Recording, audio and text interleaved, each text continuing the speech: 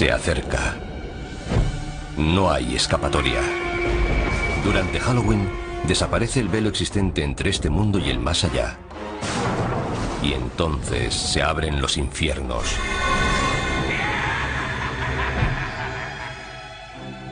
Las personas se asustan entre ellas desde que existe Halloween. Pero ¿cuánto tiempo hace de eso? ¿Cuál es su origen? ¿Y por qué nos disfrazamos y hacemos lámparas con calabazas? ¿Para satisfacer nuestros miedos más profundos? Revelar los secretos de Halloween significa descubrir cómo empezó hace miles de años. Así que cierren las puertas, pongan la luz en penumbra y no se asusten mientras escarbamos en la verdadera historia de Halloween.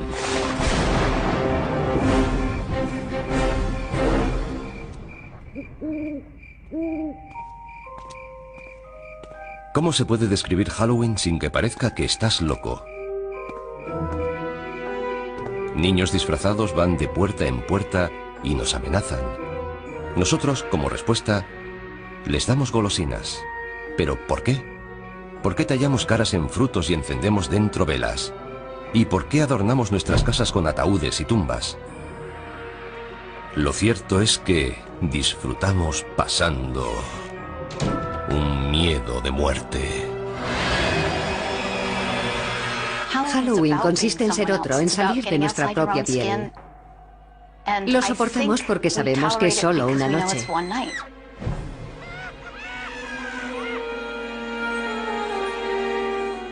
Este impulso de enfrentarnos a nuestros miedos sobre la vida y la muerte y hacer una diversión de ellos viene de antiguo, al igual que las entrañables tradiciones de Halloween.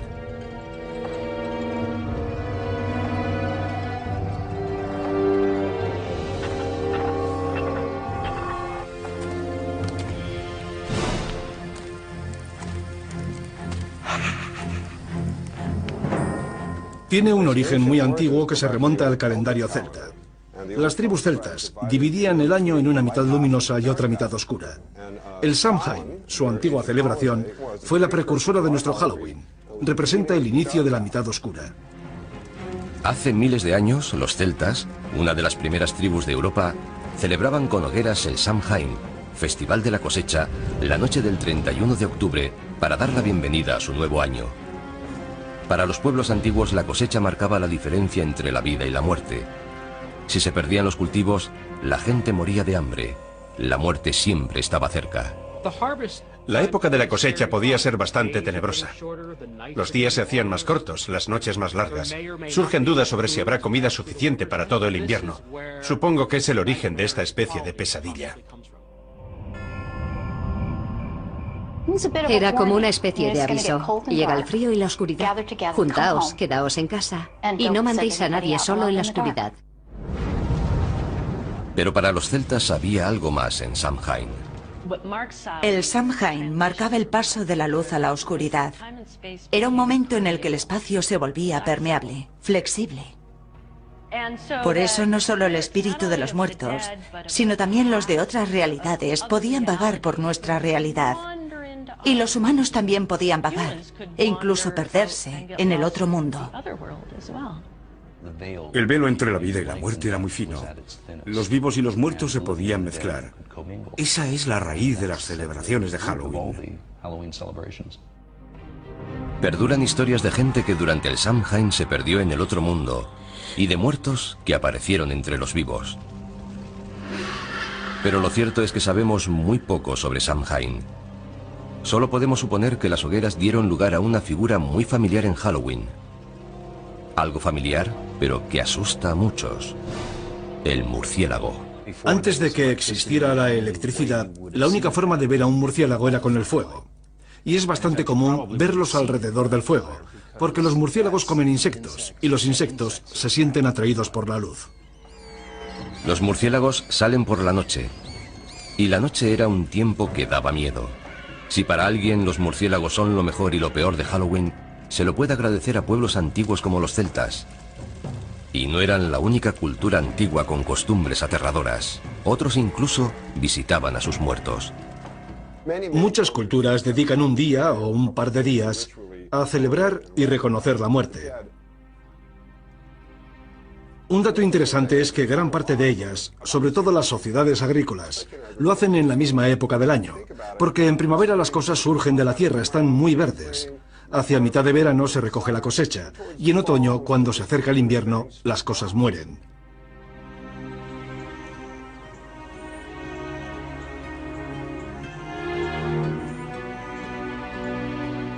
Pero ¿cómo han llegado hasta nuestros días esas tradiciones antiguas? En la cultura occidental fueron preservadas principalmente por los cristianos. En un curioso e inesperado giro de la historia, cuando el cristianismo se comenzó a extender, adoptó y readaptó las costumbres paganas en vez de intentar acabar con ellas. Eso facilitaba la conversión de los paganos. Un festival pagano clave que recibió el maquillaje cristiano fue Lemuria. En él, los celebrantes aplacaban a la muerte y culminaba el 13 de mayo. Era el más espeluznante de los días que tenía el calendario romano para celebrar la muerte. Durante Lemuria, lo que denominaban las larvas, los fantasmas de los fallecidos volvían para perseguir a la gente. Para acallar a los muertos, los paganos romanos echaban leche sobre sus tumbas o les ofrecían pastelitos.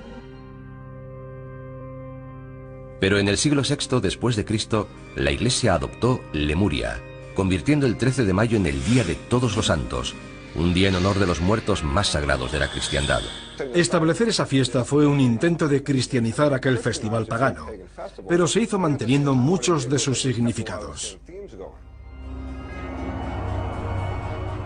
La versión cristianizada de Lemuria tuvo tanto éxito que los líderes de la Iglesia tomaron la decisión de crear Halloween. Trasladaron el Día de Todos los Santos, o Hallows Day, al 1 de noviembre, para quitar toda la fuerza al Samhain pagano. Como Samhain se celebraba la noche del 31 de octubre, antes del Día de Todos los Santos, el 1 de noviembre, la gente comenzó a llamar a Samhain All Hallows Evening, la víspera a All Hallows Day. El término se fue acortando hasta convertirse en All Hallows Even y finalmente en Halloween. Luego, para jugar sobre seguro, la Iglesia dio un paso más, añadiendo una fiesta no solo en honor de los santos, sino de todos los cristianos. El 2 de noviembre se convirtió en el Día de los Difuntos, un día autorizado por la Iglesia en honor de los difuntos. Eso es muy importante para Halloween, porque de ahí nace la asociación de Halloween con los difuntos y lo sobrenatural. Así que, gracias a la Iglesia por inspirar los elementos espeluznantes de Halloween. Pero esperen, todavía hay más. La Iglesia también ayudó a establecer la tradición del truco o trato. Todo comenzó durante la Edad Media, en el Día de los Difuntos, cuando los sacerdotes dijeron a los cristianos que rezaran por las almas atrapadas entre el cielo y el infierno en un mundo de tinieblas llamado purgatorio. El purgatorio no era un lugar agradable. No es el infierno. No es tan malo como el infierno, pero aún así es bastante desagradable. Se sufre atascado allí. Afortunadamente puedes hacer algo por esas almas. Puedes rezar por ellas. ¿Y cómo salían las almas del purgatorio? Según la Iglesia, si se ofrecían oraciones suficientes por ella, un alma podía volar hasta el cielo.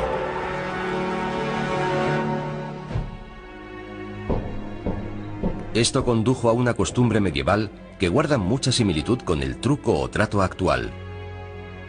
Los niños recorrían las casas pidiendo pastelillos de almas, unos bollos especiados rellenos de pasas.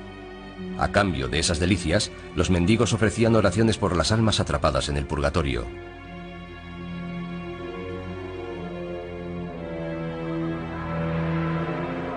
Este precursor del truco o trato actual se convirtió en una preocupación para los cristianos medievales, al igual que otro futuro elemento esencial para Halloween: las brujas. Para la gente de la Edad Media era perfectamente lógico creer que había demonios y brujas. Si había demonios y brujas y eran responsables de las cosas malas del mundo, era lógico perseguirlos y matarlos. Así veían el mundo. El pánico a las brujas del siglo XVI contribuyó a establecer el aspecto del personaje que para muchos personifica Halloween. Casi siempre mujeres, las brujas eran consideradas aliadas de Satán. Seguramente eran curanderas que tenían remedios y ritos transmitidos oralmente de generación en generación. En algún momento, por alguna razón, comenzaron a resultar sospechosas para la gente religiosa que las rodeaba. Y muchos de los símbolos asociados con estas mujeres, que seguramente vivían solas, y por supuesto es probable que fueran excéntricas, se acabaron relacionando con las brujas. Con el tiempo, a medida que más y más mujeres fueron siendo acusadas de brujería, sus objetos cotidianos de cocina adquirieron dimensiones siniestras y se han convertido en iconos de Halloween. Algo tan mundano como una escoba se convirtió en un elemento del mal, además de en un medio de transporte. Otro accesorio presente en la guarida de todas las brujas era perfecto para cocinar pociones maléficas: la marmita. Las marmitas se hicieron muy populares. Naturalmente, era algo que había en todos los hogares de la Edad Media. Era un elemento básico para cocinar. El sombrero puntiagudo de las brujas fue una variación del sombrero de las mujeres del campo medievales. Y por supuesto el misterioso asesino acechante con ojos resplandecientes: el gato. No es de extrañar que se asocie a los gatos con las brujas y Halloween. Los gatos son un poco enigmáticos. Además, suelen estar cerca de los fogones y de las escobas. Por eso se los asocia con la brujería y Halloween. Gatos negros y brujas, cementerios y fantasmas. Los elementos aterradores de la gran noche gótica norteamericana iban tomando forma. Estas figuras macabras no tardaron en pasar al Nuevo Mundo, donde han ayudado a crear el gran espectáculo que conocemos hoy.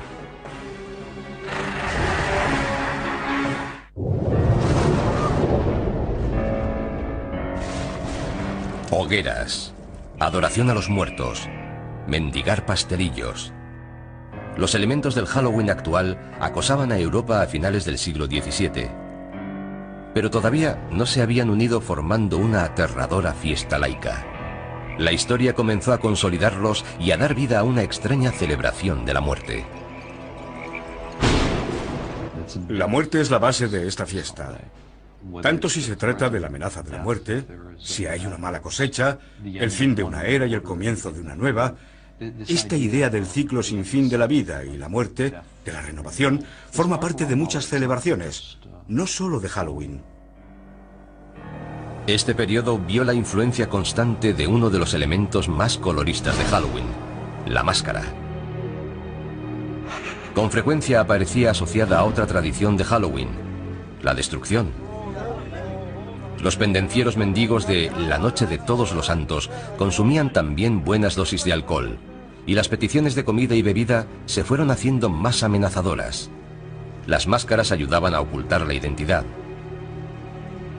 Los límites entre la vida y la muerte, y entre las normas sociales y la anarquía, se desdibujaban cuando el día se hacía noche en All Hallows Eve.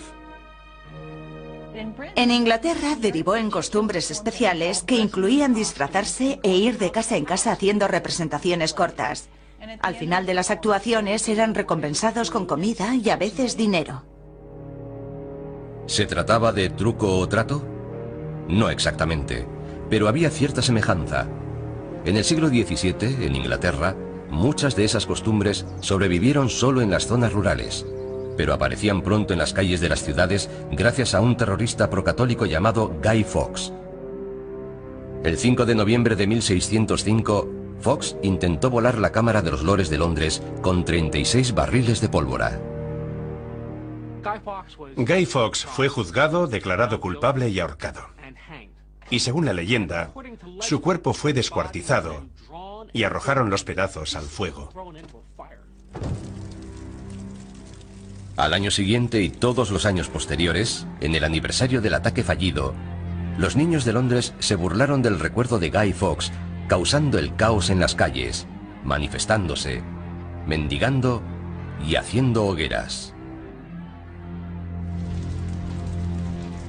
En la actualidad, en toda Inglaterra se le llama el Día de Guy Fawkes, o la Noche de las Hogueras. El día de Guy Fawkes es el 5 de noviembre, una fecha muy próxima a Halloween.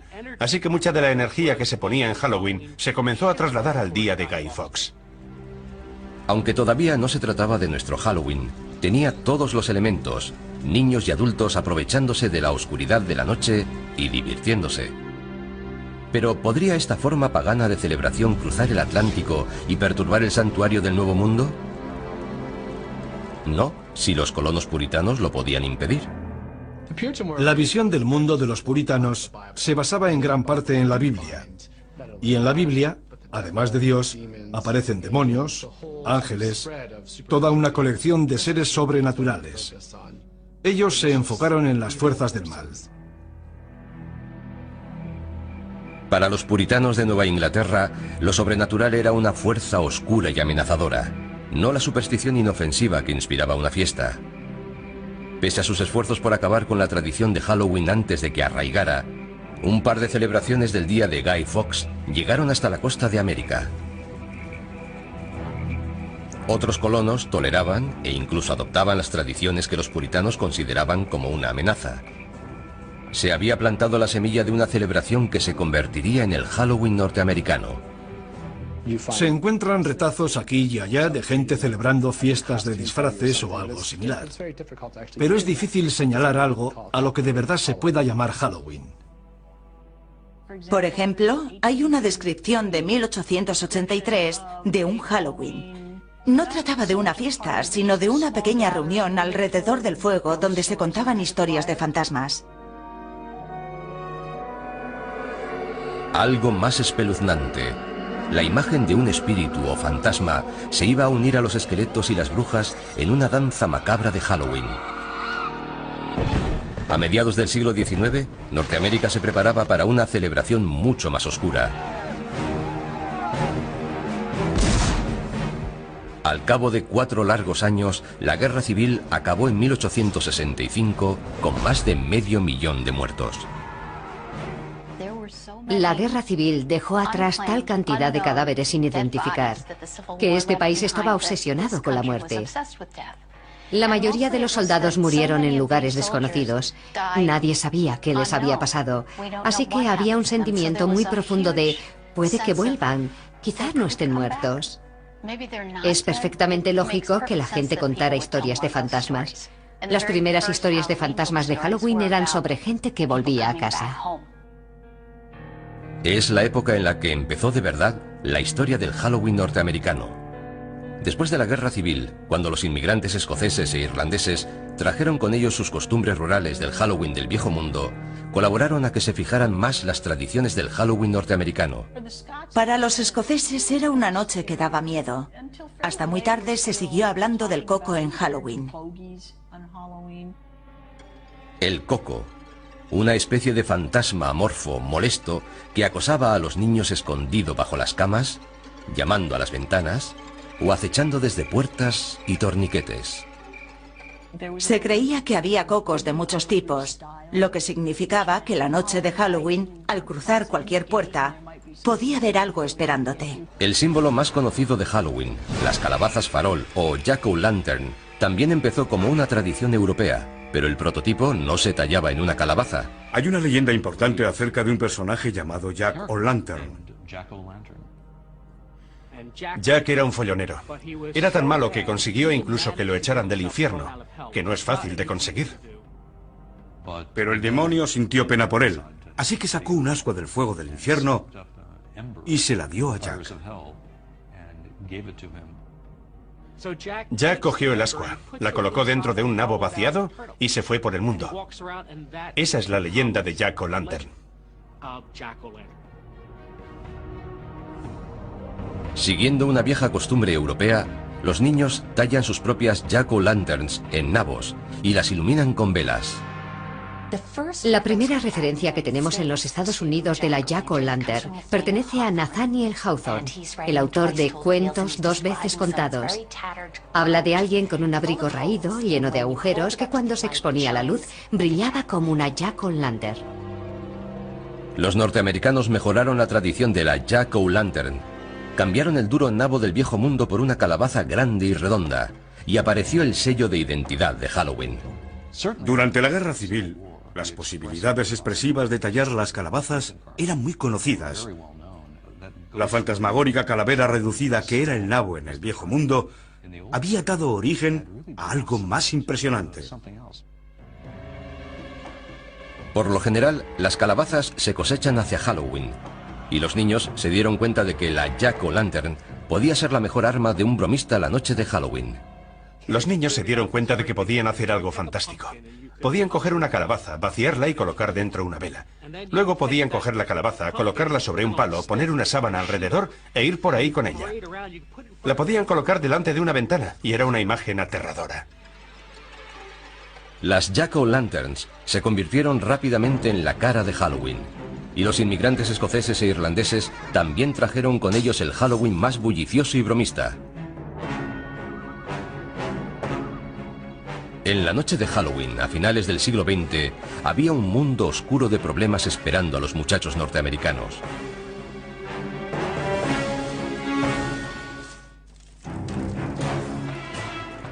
Halloween había hecho un viaje oscuro y espeluznante desde su origen con los celtas siglos atrás.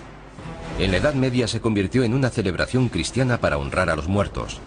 Hacia el siglo XVI se convirtió en una bulliciosa celebración infantil marcada por las peticiones y las bromas.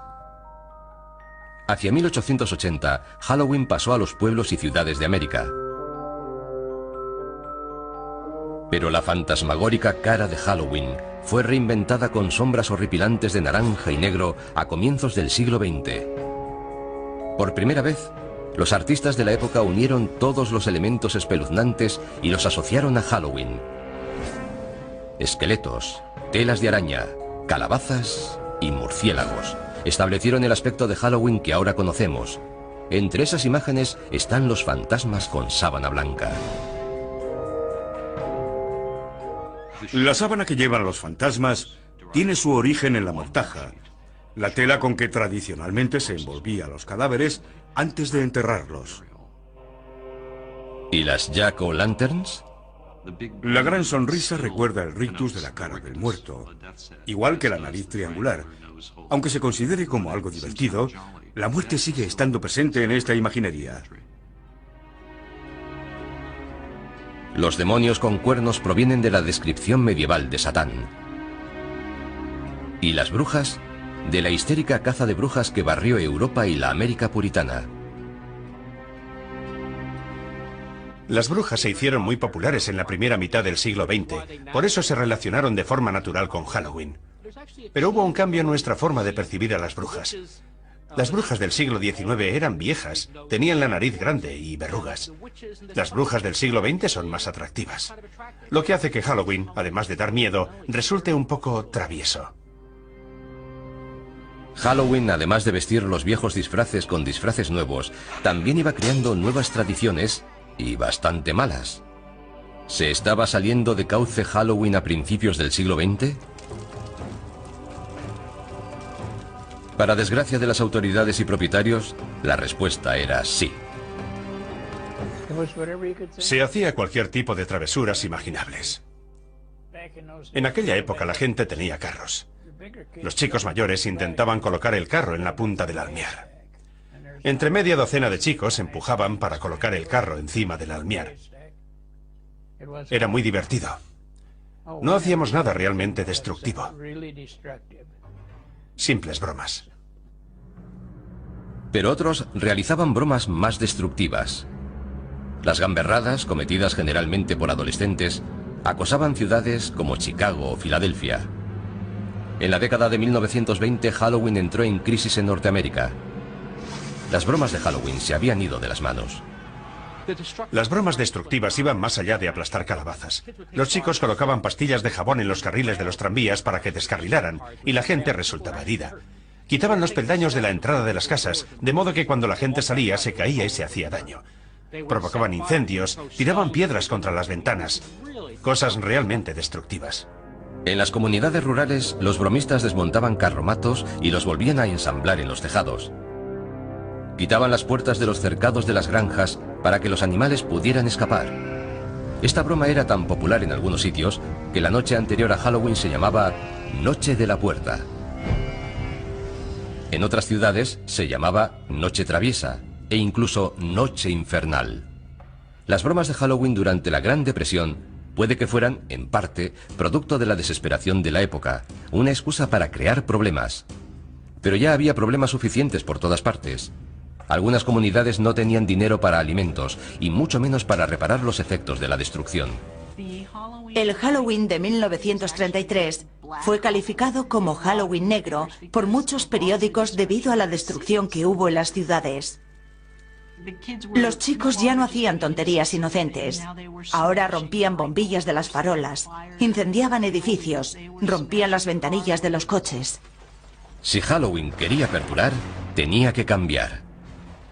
Los colegios, los departamentos de policía y otras asociaciones civiles promovieron de manera muy activa la idea de apaciguar Halloween. También empezaron a organizar todo tipo de actividades para entretener a los chicos. Fiestas por la ciudad, concursos de disfraces, juegos, todo lo que se les ocurría para que la gente dejara de hacer gamberradas. Las empresas de artículos para fiestas, Denison y Beisel, ayudaron en los esfuerzos cívicos. Denison publicó una serie de guías de Halloween llamadas Libros de Duendes, que indicaban formas para transformar Halloween de una noche de gamberradas en una noche de fiesta. Denison fue una de las primeras empresas en darse cuenta de que se podía ganar dinero con Halloween. Comenzaron a poner a la venta su material para Halloween en tiendas de toda Norteamérica. También fabricaban máscaras y disfraces de papel. Ese fue el principio. Fue la primera vez que se fabricaban y comercializaban disfraces confeccionados específicamente para Halloween. Antes de eso, los disfraces siempre se habían hecho en casa. Cuando era niño no había disfraces de Halloween, como los que se llevan ahora. Ibas con mono, con vaqueros o con ropa desaliñada. Pero no ibas a la tienda a comprar un disfraz para Halloween. Simplemente ibas un poco llamativo. Los disfraces de papel eran elegantes y mejores que los hechos en casa, pero tenían sus inconvenientes. Por desgracia, mucho de aquel papel era inflamable.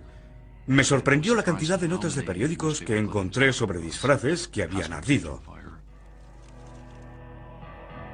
Al poco tiempo, otros fabricantes que se querían introducir en el mercado infantil de disfraces para Halloween comenzaron a hacer disfraces más duraderos.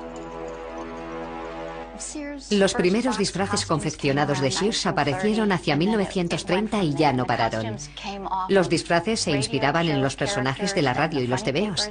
Disfraces para fiestas, disfraces para el campo, para desfiles callejeros, para fiestas en los colegios, fiestas en las iglesias. Halloween era un gran acontecimiento social. Los desfiles de Halloween también contribuyeron a sacar la celebración de las sombras y llevarla a la vista del público. Puede que Allentown, Pensilvania, celebrara el primer desfile en 1905, pero otras poblaciones no tardaron en seguirla. Toms River, Nueva Jersey, en 1919, Anoka, Minnesota, en 1920. Desde aquella época, Anoka ha celebrado el desfile todos los años. De hecho, la ciudad se llama a sí misma la capital mundial de Halloween.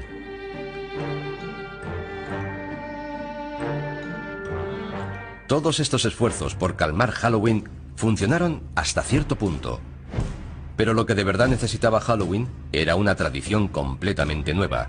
Y no tardaría en aparecer una, pero la nueva tradición no sería más que una variación de una costumbre muy antigua de Halloween.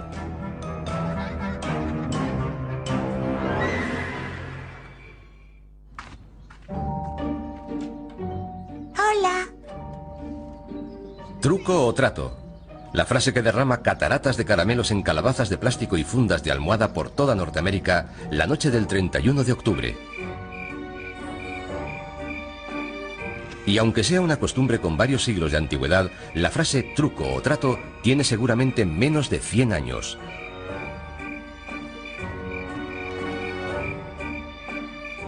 Truco o trato es algo muy nuevo. La gente cree que truco o trato tiene siglos, pero no es así. La frase seguramente tiene unos 80 años de antigüedad. La expresión proviene de una broma muy extendida y destructiva que se realizaba en Norteamérica en el siglo XX. En algún momento alguien tuvo la brillante idea de comprar a los gamberros. Los dueños de las casas sobornaban a los niños alborotadores con delicias hechas en casa, treats, como palomitas de maíz y manzanas de caramelo, para evitar las gamberradas, tricks. En 1939, la costumbre y la frase apareció escrita en la prensa. Doris Hudson Moss publicó un artículo en la revista American Home hablando del éxito que había tenido en Halloween abriendo la casa a los chavales del vecindario. Les dio golosinas y no sufrió gamberradas. Funcionó. Con la nueva costumbre llegaron nuevas delicias, no tan caseras como las bolas dulces de palomitas. Los niños empezaron a recibir golosinas compradas en las tiendas, como barritas Mars, Ritz Cups y chocolate Hershey. Las golosinas acabaron finalmente con el Halloween alborotador, y había llegado el momento de reinventar Halloween para conquistar Hollywood.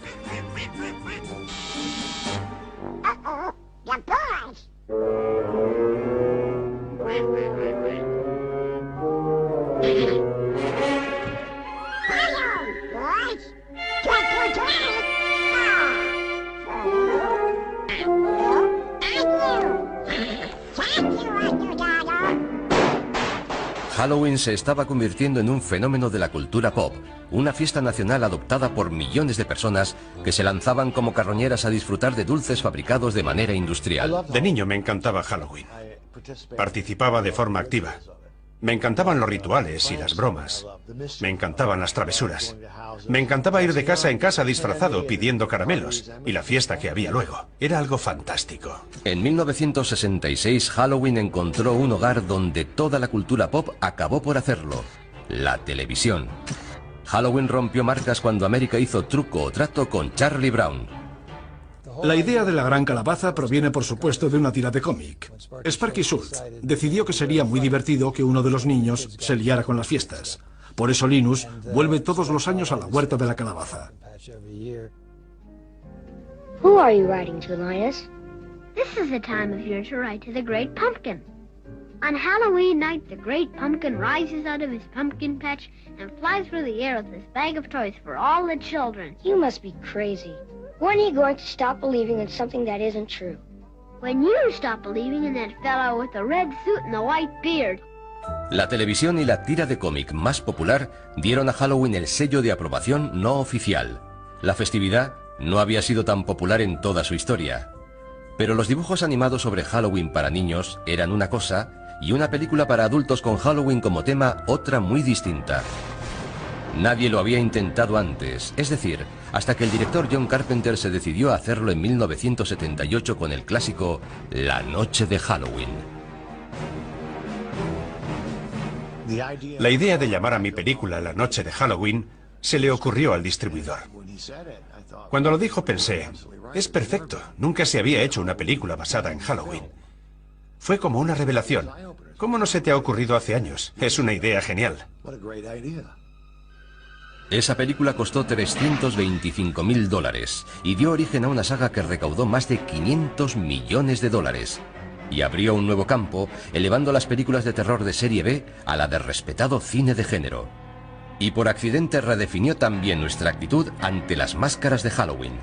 Todo empezó cuando el escaso presupuesto para guardarropa obligó al equipo a crear una máscara para el malo, Michael Myers, con apenas nada. El director de producción fue a la tienda de artículos de magia Bert Wheeler, en Hollywood Boulevard, y compró una máscara de Capitán Kirk, de Star Trek, que no se parecía nada a William Shatner. Me quedé mirando aquella cara extraña y alargada. La pintamos con spray y la retocamos un poco. Estaba distorsionada, lo que resultaba perfecto. En el guión ponía que llevaba máscara. La máscara improvisada y el villano que había detrás de ella no tardaron en convertirse en figuras emblemáticas de Halloween. Michael Myers, aunque la película original se estrenó en 1978, sigue siendo uno de los personajes de Halloween más famosos de todos los tiempos. La idea de un acosador con máscara amenazando a los jóvenes en Halloween desvió del foco de atención de Halloween de los fantasmas y los duendes hacia la maldad humana. Pero aquella máscara anodina hizo mucho más. Contribuyó a redefinir los límites de lo que podían ser las máscaras de Halloween. Y fue el preludio de la nueva cara de Halloween en el nuevo milenio.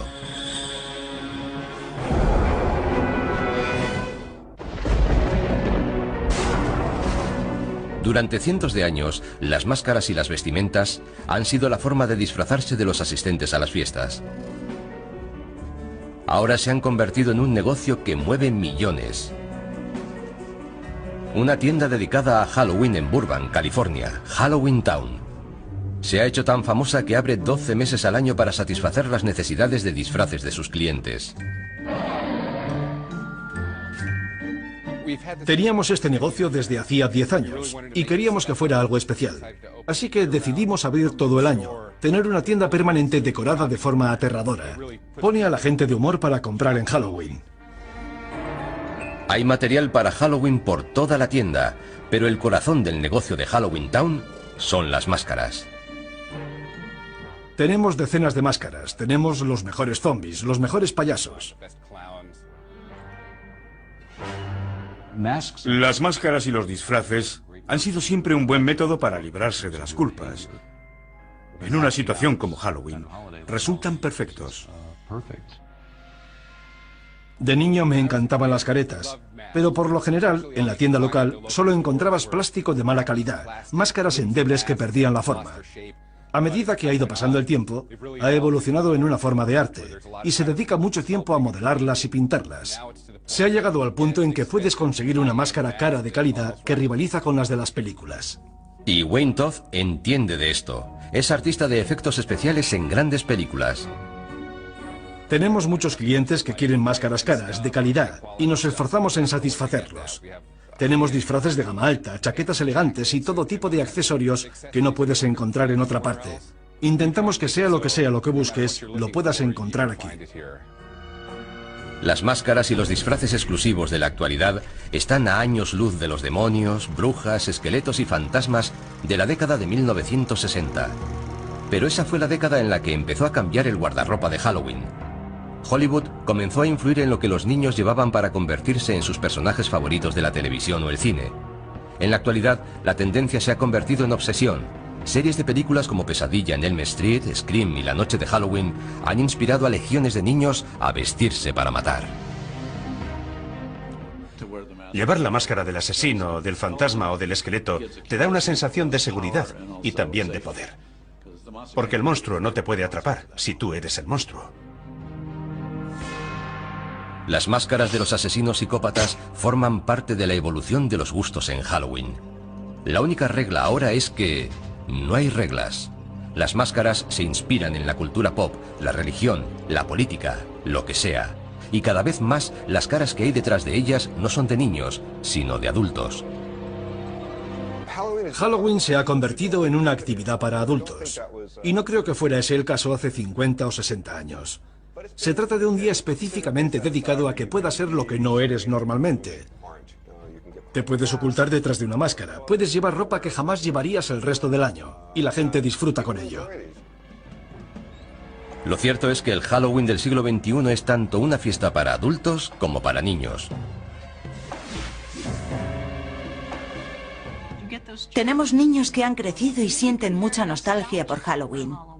Así que Halloween vuelve a cambiar y se convierte en una celebración para adultos. El negocio actual de Halloween atiende a todo el que se quiera unir al espíritu de la celebración con fiestas temáticas y atracciones como casas encantadas. Hace 50 años, cuando eras demasiado mayor para truco o trato, te tenías que quedar en casa repartiendo caramelos. No tenías actividades para hacer. En la actualidad hay una industria imaginativa de casas encantadas para adultos. En los Estados Unidos funcionan todos los años unas 4.000 casas encantadas.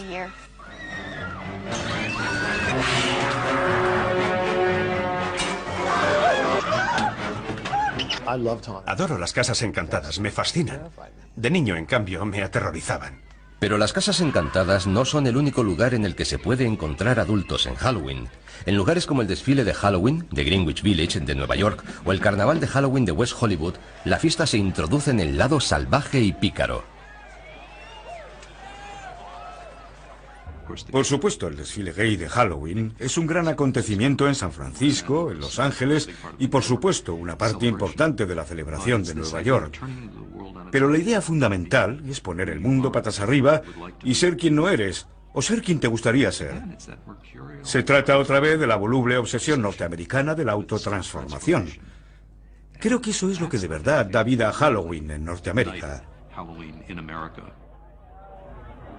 Este Halloween sexualmente liberado a veces cruza la línea a adultos y solo para adultos.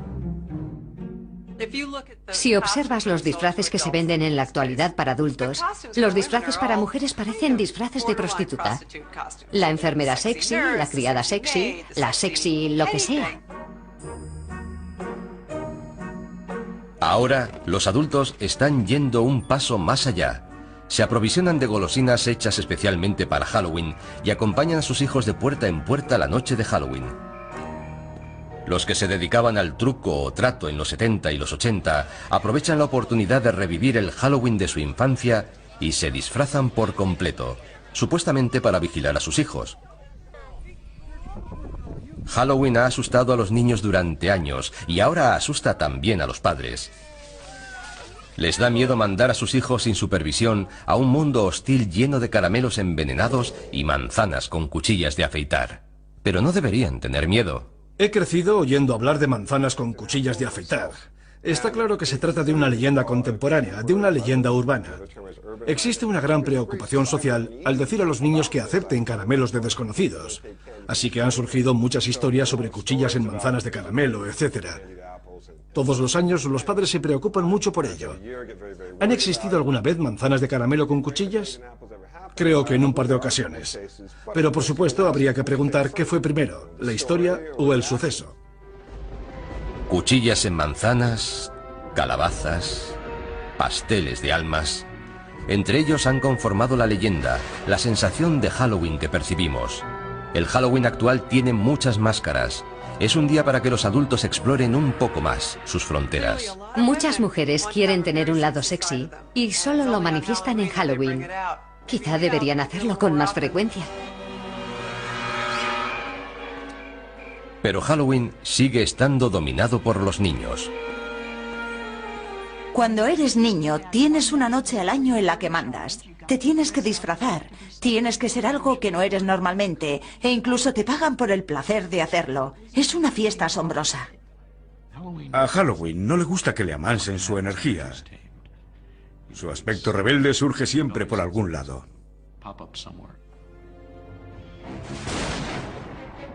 Si miramos con atención, veremos que Halloween es un escaparate de todo lo que teme el hombre. A lo largo de los siglos hemos aprendido a convivir con lo que más nos asusta. Y ahora, el 31 de octubre, convertimos nuestros miedos en diversión. Así que cuidado con las casas encantadas y las puertas chirriantes, las sábanas hinchadas y la luna llena. Y no te sorprendas si una calabaza sonriente te desea ¡Feliz Halloween!